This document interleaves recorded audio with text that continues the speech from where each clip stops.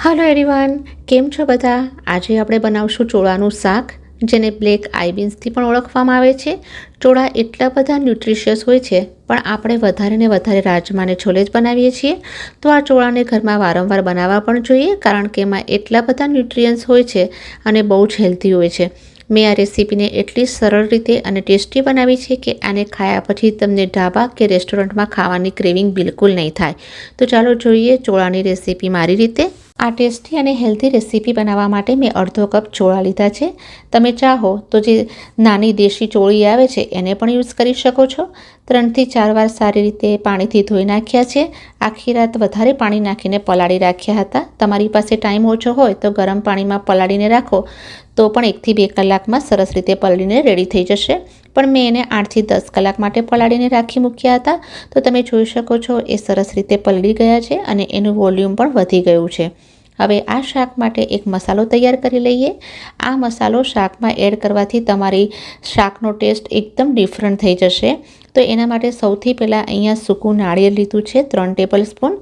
કોથમીર લેશું, એની સ્ટેમની સાથે જ બહુ સરસ ટેસ્ટ આવશે। 1 ઇંચ આદુને ટુકડામાં કટ કરીને લીધા છે અને લસણની કળીઓ લીધી છે। 2 લીલા મરચાં લીધા છે અને 1 મીડિયમ સાઇઝની ડુંગળીને આ રીતે સ્લાઇસમાં કટ કરીને લીધી છે। હવે આ શાકને આપણે આચારી સ્ટાઇલ બનાવશું। એના માટે એક પેનને ગેસ પર મૂકી દઈશું, એને સારી રીતે ગરમ થવા દઈશું। હવે એમાં એડ કરશું 1 ટેબલ સ્પૂન આખા ધાણા અને 1 ટેબલ સ્પૂન જીરું। ગેસની ફ્લેમને લો કરી અને એકદમ ક્રિસ્પી થાય ત્યાં સુધી શેકી લેશું। 2 થી 3 મિનિટ થઈ જશે અને એક હલકી અરોમા આવવાનું સ્ટાર્ટ થઈ જશે કે તરત જ ગેસની ફ્લેમને બંધ કરી દેશું। આ બંને વસ્તુ સરસ રીતે શેકાઈ ગઈ છે।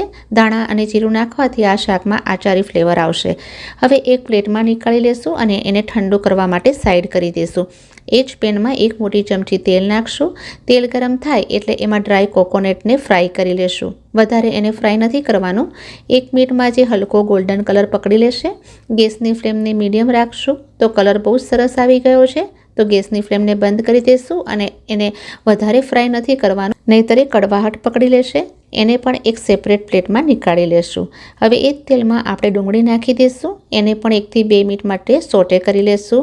વધારે ફ્રાય નથી કરવાની, નહીંતર એ પણ કડવી થઈ જશે। હાઈ ફ્લેમ પર 1 મિનિટ માટે ફ્રાય કરી લેશું। હવે એનો કાચો ટેસ્ટ નીકળી ગયો છે, ટ્રાન્સપરન્ટ પણ થઈ ગઈ છે। તો આ સ્ટેજ પર એમાં એડ કરશું લસણની કળીઓ અને આદુના ટુકડા, લીલા મરચાં, કોથમીરની ભાજી। આ બધી જ વસ્તુઓને થોડી ફ્રાય કરી લઈએ જેથી એનો કાચો ટેસ્ટ ચાલ્યો જાય અને ગ્રેવીમાં એનો ટેસ્ટ બહુ સરસ આવે। 1 થી 2 મિનિટ થઈ ગઈ છે। આપણે બધી જ વસ્તુઓને સારી રીતે ફ્રાય કરી લીધી છે। ગેસની ફ્લેમને બંધ કરી લેશું અને આ બધી જ વસ્તુઓને ઠંડી થવા માટે રાખી મૂકશું। મસાલા ઠંડા થઈ ગયા છે તો સૌથી પહેલાં મિક્સી જારમાં નાખશું ધાણા અને જીરું સાથે સૂકું નાળિયેર અને એનો પાવડર બનાવી લેશું। આ 3 ખાસ ઇન્ગ્રીડિયન્ટ્સ છે જે આ ચોળાના શાકને ડિફરન્ટ ટેસ્ટ આપશે।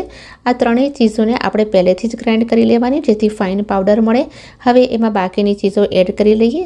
સાથે જ 2 ટમેટાને રફલી ચોપ્ડ કરીને એડ કરશું તો એનાથી મસાલો ગ્રેવીના ફોર્મમાં આવી જશે અને ટેસ્ટ પણ સારો આવશે।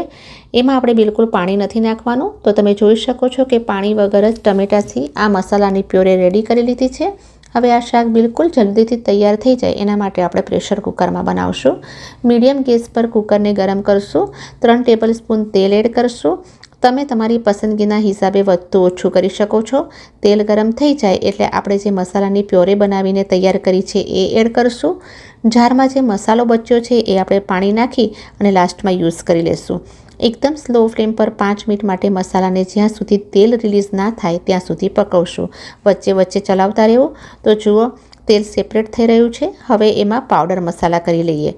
અડધી ટીસ્પૂન હળદરનો પાવડર નાખશું, 1 ચમચી લાલ મરચાંનો પાવડર અને સ્વાદના પ્રમાણે મીઠું એડ કરશું।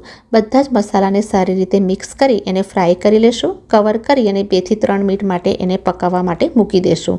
મસાલા સારી રીતે કૂક થશે તો શાકમાં એની ફ્લેવર અને ટેસ્ટ બંને બહુ સરસ આવશે। 3 મિનિટ પછી તમે જોશો તો એકદમ સરસ રીતે તેલ રિલીઝ થઈ ગયું છે અને મસાલા પણ સારી રીતે ફ્રાય થઈ ગયા છે। આ સ્ટેજ પર મિક્સી જારમાં થોડું પાણી નાખી એને પણ એડ કરી લેશું અને સાથે ચોળામાંથી બધું જ પાણી નિતારી એને પણ પ્રેશર કુકરમાં ઉમેરી લેશું। તમે ચાહો તો એમાં કાચા બટેટાના મોટા મોટા ટુકડા કરીને પણ નાખી શકો છો। ચોળાને મીડિયમ ફ્લેમ પર મિક્સ કરતા જઈને કૂક કરશું। આ રીતે મસાલાની સાથે ચોળાને મિક્સ કરવાથી ચોળામાં એક મસાલાનું કોટિંગ થઈ જશે અને શાક સ્વાદિષ્ટ બનશે અને અંદર સુધી મસાલાની ફ્લેવર જતી રહેશે. હવે જરૂરિયાતના પ્રમાણે તમારે કેટલો ગાઢો કે પતલો રસો જોઈએ છે એના એકોર્ડિંગ પાણી એડ કરી લો. કુકરમાં પાણી નાખતી વખતે ગરમ પાણી લેવાની બિલકુલ જરૂર નથી. નોર્મલ પાણી એડ કરશો તો પણ શાક સારી રીતે તૈયાર થઈ જશે. લગભગ મેં અહીંયા અડધો કપ પાણી એડ કર્યું છે. મિક્સ કરી લઈશું અને સાથે જ 1/4 ટીસ્પૂન કિચન કિંગ મસાલો એડ કરી રહી છું.